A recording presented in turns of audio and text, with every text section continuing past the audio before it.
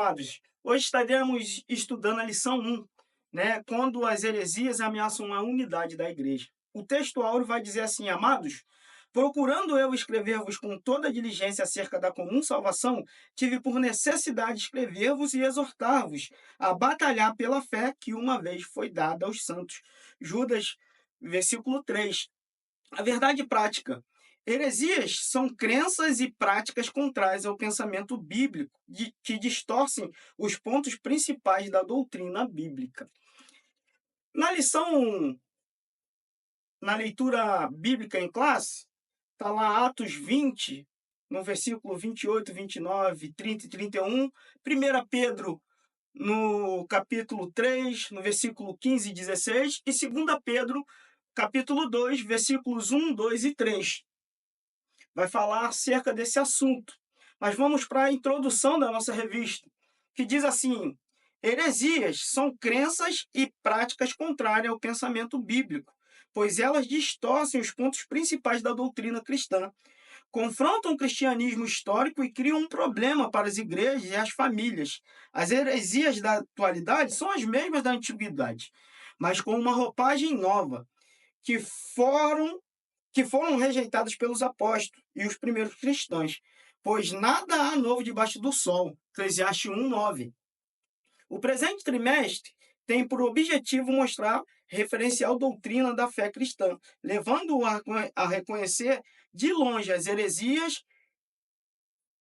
Esta primeira lição é um estudo sobre o problema das heresias nas igrejas e a nossa responsabilidade na defesa da fé. É responsabilidade nossa, do cristão, é responsabilidade nossa defender a fé.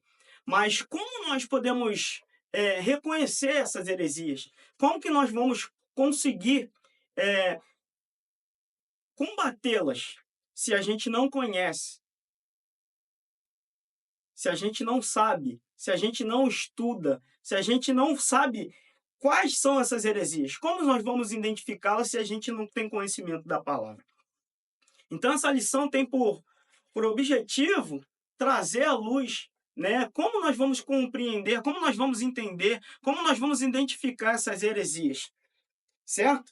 Se a gente não pratica a leitura da palavra, se a gente não estuda, se a gente não é participante da EBD, a gente não tem como. Por isso, a gente vai acabar sendo levado por qualquer vento de doutrina. Tópico 1. As ameaças dos lobos vorazes. Os cuidados pastorais. Os anciões mencionados no versículo 17 de Atos, capítulo 20, são chamados de bispos nessa passagem, e ao dizer que eles foram constituídos pelo Espírito Santo para apacentar a igreja de Deus, mostra que eles são pastores. A função primordial do pastor é alimentar, guiar e proteger o rebanho. O Novo Testamento emprega essa metáfora ao tratar o relacionamento entre o pastor e o rebanho na igreja. A exortação apostólica aos líderes da igreja visa proteger os irmãos e as irmãs das heresias e guiar todos na verdade do evangelho. Esse cuidado aparece nos ensinos de Jesus, em Mateus 7, no capítulo 7, nos versículos 15 ao 20. Então aqui, irmãos, a Bíblia vai dizer em Jeremias que Deus nos daria pastores segundo o seu coração. Pastores esses que velam pela unidade da igreja, velam pela identidade da igreja, cuidam das ovelhas, né? Como a palavra de Deus vai dizer, que os pastores verdadeiros não são como os lobos, né? Que estão ali pensando no seu bel prazer, pensando em tomar vantagem, e aí assim ensinando falsas doutrinas.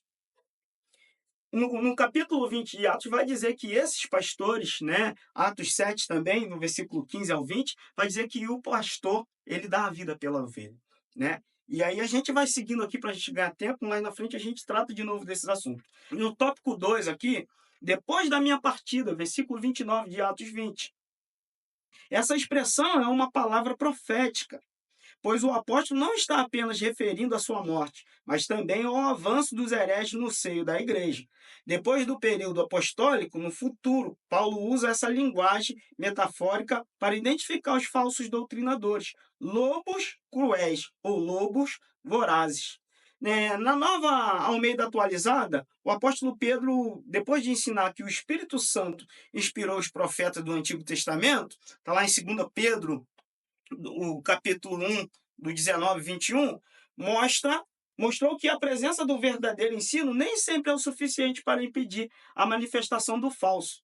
Tanto que, ao falar a respeito dos profetas legítimos dentre os hebreus, resultou que também havia entre o povo falsos profetas, como haveriam de surgir com o tempo no meio da igreja, falsos mestres. Na verdade, eles já estavam presentes no período apostólico.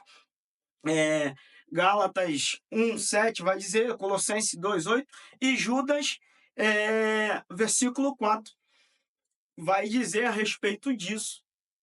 Já tinha alguns que... Vamos ler Judas, capítulo, no seu versículo 4, que vai dizer a respeito disso, que diz assim a palavra do Senhor: pois certos homens cuja condenação já estavam sentenciada há muito tempo, infiltraram-se dissimuladamente no meio de vocês. Estes são ímpios e transformam a graça de nosso Deus em libertinagem e negam Jesus Cristo, nosso único soberano e Senhor. Ou seja, segundo Judas, esses já são ímpios, que estão infiltrados dentro da igreja, distorcendo a palavra verdadeira, ou seja, a palavra que está inserida na Bíblia, distorcendo o evangelho de Cristo, ensinando novas e falsas doutrinas. Por isso nós temos que tomar cuidados com essa situação, porque, como eu disse antes, se a gente não estuda a palavra, se a gente não tem conhecimento da palavra, facilmente nós seremos enganados e levados por eles, por esses falsos profetas. Amém? Vamos seguindo. A origem dos falsos mestres. 2 pontos surpreendentes nessa parte do discurso nos chamam a atenção. Primeiro, os lobos vorazes surgem de dentro da própria igreja, dentre vós mesmo. E segundo, se levantarão homens que falarão coisas perversas para atraírem os discípulos após si. Os discípulos deles ainda estão por aí. Entre eles estão os que se posicionam acima das escrituras, os quais, sem o menor pudor espiritual, usam as redes sociais para corrigir a Bíblia e discordar abertamente dos profetas e dos apóstolos bíblicos. Tais pessoas consideram seus discursos modernos e a mensagem da Bíblia desatualizada. Em razão disso, oferece um novo evangelho. E em face disso, vemos a importância de estudar um campo da teologia denominado de apologética, para orientar os crentes dos nossos dias. Vamos lá. Vamos seguir para a gente ganhar tempo. O que é apologética? Definição: apologética cristã é a defesa lógica e racional da fé cristã e das suas práticas doutrinárias. O termo vem do substantivo grego apologia, que literalmente significa defesa, resposta. O termo grego traduzido por responder, preparados para responder com mansidão. Em 1 Pedro 3,15, é apologia, numa tradução literal, sempre preparados para uma defesa. A versão bíblica, chamada de Nova Versão Transformadora, emprega o verbo explicar. Assim, sempre preparados para explicá-la. A apologética mostra que o cristianismo é racional. Os dados da revelação podem ser explicados de maneira metódica e sistemática, portanto, aceitável. Jesus disse que devemos amar a Deus de todo o nosso coração e de todo o nosso entendimento. Isso ensina que devemos amar a Deus por completo, com o corpo, as emoções e o intelecto. Certo? Então, a apologética é a defesa, como a gente está falando aqui, da defesa da prática cristã. Se alguém hoje viesse nos perguntar por que você é crente? Por que você ainda continua no caminho de Jesus? Haja vista que muitas vezes a vida está contrário daquilo que se espera. Muitas vezes estamos passando por lutas, por dificuldades, mas nós não negamos a fé. E aí, o que a revista, o que o autor está nos dizendo aqui, que nós devemos estar preparados para defender a fé cristã. para nos posicionar corretamente diante de Deus e diante daqueles que se opõem a isso. A verdadeira prática, a verdadeira fé cristã é amar a Deus sobre todas as coisas, acreditar nas Escrituras, acreditar no que Jesus veio para nos salvar e nos salvou, e ao terceiro dia ele ressuscitou. Alguém está pregando outro evangelho, alguém está pregando outra coisa, e nós devemos tomar cuidado com isso. Amém? A que defesa Pedro se refere? Há quem argumente que essa defesa seja uma resposta a uma acusação, visto que essa mesma palavra apologia aparece nesse sentido no Novo Testamento, como defesa de uma acusação, tanto formal como informal. O versículo 16 fala do bom testemunho cristão que serve para provar a inconsistência das acusações contra os crentes. Mas não parece ser esse o caso, porque a defesa, resposta ou explicação nessa passagem é sobre a razão da fé dos cristãos. E isso diz respeito à doutrina cristã. Ainda que Pedro esteja se referindo à resposta a uma acusação formal num ambiente hostil, não deixa de ser uma oportunidade para a defesa da fé cristã, como aconteceu com o apóstolo Paulo diante de Festo, em Atos 26, no versículo 24 e 25, e de Agripa, na mesma audiência, Atos 26, 27 e 29. Paulo, ele não perde a oportunidade de falar do amor de Cristo. Ele não perde a oportunidade não só de fazer a sua defesa, mas também de defender a fé cristã. E nós temos que estar pronto, como diz a palavra aqui, estar pronto para responder. Mas responder como? Responder à altura. Mas responder com educação, responder com sabedoria, E nós vamos muito além de só responder. Eu posso falar algo se a minha vida não está de acordo? Eu posso defender a minha fé cristã se eu dou mau testemunho? Como será visto se a minha fé cristã diz uma coisa, a leitura que eu faço diz uma coisa, mas a minha vida está de desacordo com isso? Então nós temos que tomar cuidado. Alguém vai falar, pregue, se possível for, sem usar palavras, Pregue com a sua vida. Então nós temos que tomar esse cuidado e estar pronto para servir ao Senhor e fazer essa defesa da fé cristã. Amém? Tópico 3. Por que devemos combater as heresias? Por que nós devemos combater as heresias? Para defesa própria. 1 Timóteo 4,16 vai dizer um pouco disso. Os cristãos devem estar informados daquilo que os vários grupos ensinam e saber a forma de refutá-los biblicamente. B, para ajudar os outros na compreensão da própria fé, principalmente os que rejeitam pontos fundamentais da fé cristã, e muitas vezes de forma inconsciente, pois sabemos que existem muitas pessoas sinceras, as quais buscam servir a Deus e precisam conhecer a sua palavra.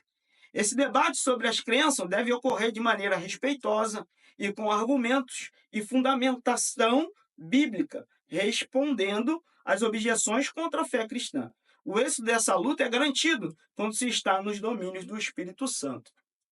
João 16,13 vai dizer um pouco disso. Nós falamos aqui a respeito disso, Se a nossa vida está de acordo, nós conseguiremos combater essas heresias, esses falsos ensinos, E nós temos que tomar esse cuidado, porque tem muitas pessoas que foram levadas, foram enganadas, até querem ser sinceras, até querem servir um Deus verdadeiro, mas por conta desses lobos vorazes que já foi falado aqui, acabam fugindo do caminho, acabam seguindo esses lobos, esses falsos que vai aparecer ao longo da caminhada cristã, e muitos deles até dentro do próprio corpo, até dentro da própria igreja.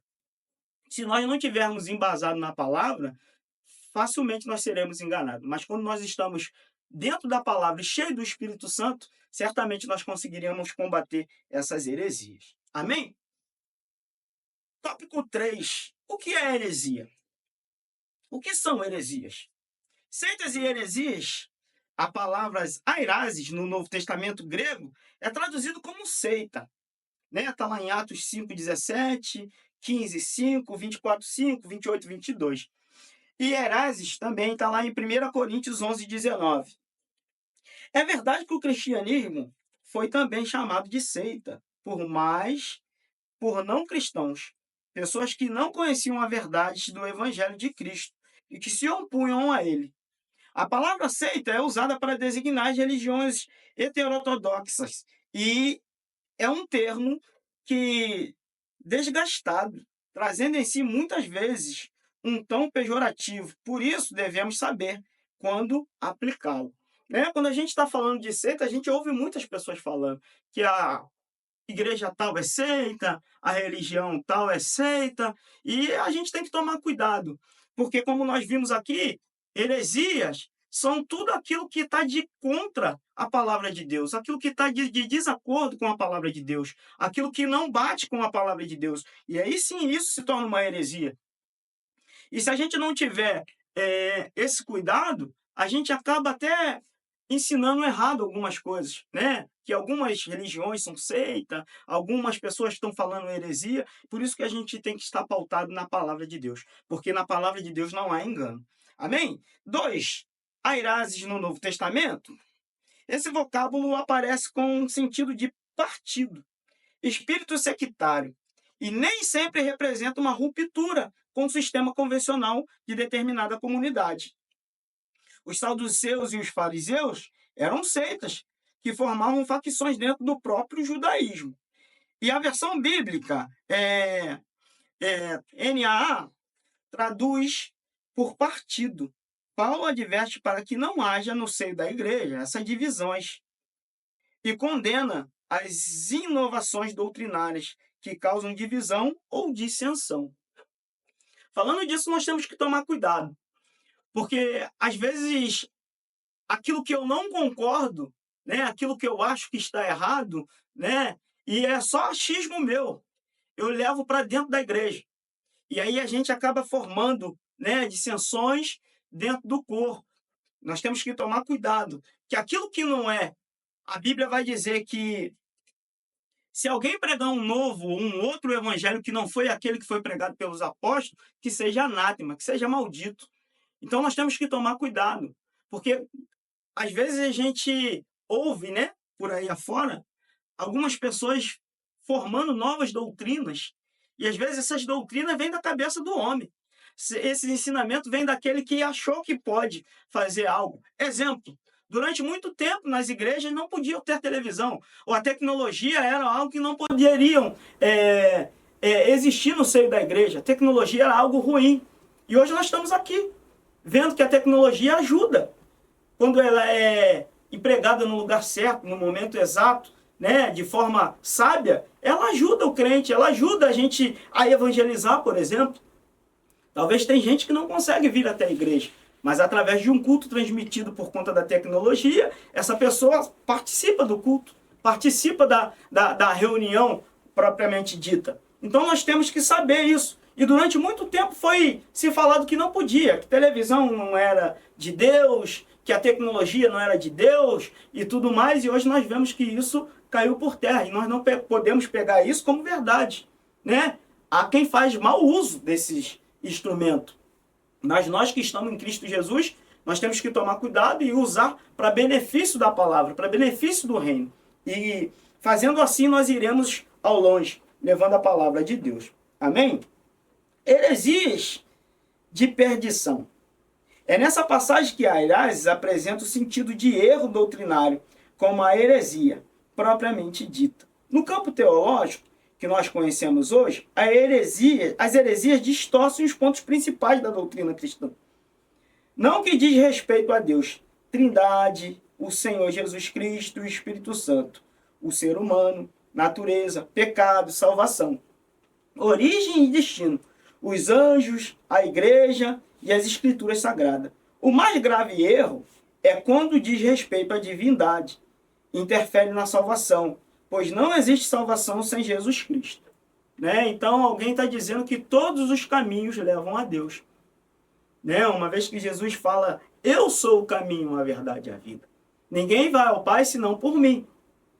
Então aqui, quando alguém está ensinando o contrário disso, nós temos que realmente combatê-los. Nós temos que realmente ensinar o verdadeiro evangelho. Porque só através de Jesus nós iremos conseguir chegar aos céus. Nós estamos aqui batalhando para isso, né? A gente está falando aqui de forma que a salvação em Jesus Cristo já se deu quando ele se entregou na cruz, que ele morre e ao terceiro dia ele ressuscita. Mas para chegarmos até o céu é condicional, é preciso algumas coisas para a gente chegar até lá. Por isso nós estamos trabalhando para chegar até o céu. E alguém está dizendo que não. Uma vez salvo, salvo para sempre. Eu posso aceitar Jesus hoje e amanhã voltar às minhas práticas ou às práticas do pecado. Não, isso é errado. Por isso que nós temos que combater esses ensinos, certo? Vamos lá. Conclusão. Os apóstolos responderam aos opositores da fé cristã e lançaram a base da nossa teologia. Todos os escritos do Novo Testamento mostram essa luta acirrada contra as falsas doutrinas. É, pois, tarefa da igreja atual batalhar pela fé, que uma vez foi dada aos santos. Judas, no versículo 3, fala um pouco disso. Finalizamos com a seguinte pergunta para reflexão. Estamos fazendo pela verdade o que esses agentes da heresia fazem pela mentira? Essa é a pergunta que nós devemos refletir. Será que a gente está empenhado em pregar a verdade de Cristo? Será que nós estamos trabalhando de forma correta acerca da salvação de Jesus Cristo? Porque em alguns lugares as pessoas trabalham incessantemente por aquilo que não é verdade, ensinando essas heresias, essas práticas que não são as que estão inseridas no texto bíblico, que estão inseridas na Bíblia. E nós, cristãos, será que nós estamos trabalhando de forma que essa verdade seja vista e ouvida, né, e traduzida por nós? Será que nós estamos trabalhando, fazendo aquilo que Cristo realmente nos chamou para fazer? Fique com essa pergunta. Que o Senhor Jesus ele possa abençoar a sua vida. Que nós possamos conhecer e prosseguir em conhecer ao Senhor Jesus. E nós só iremos conseguir combater as heresias, nós só iremos conseguir combater os falsos ensinamentos quando nós estivermos alicerçados na palavra de Deus. O dia que nós estivermos alicerçados na palavra de Deus, vivendo a palavra de Deus e cheio do Espírito, nós iremos conseguir combater essas seitas e essas heresias diante de Deus, segundo a palavra dele. Amém? Que Deus abençoe a sua vida, no nome de Jesus.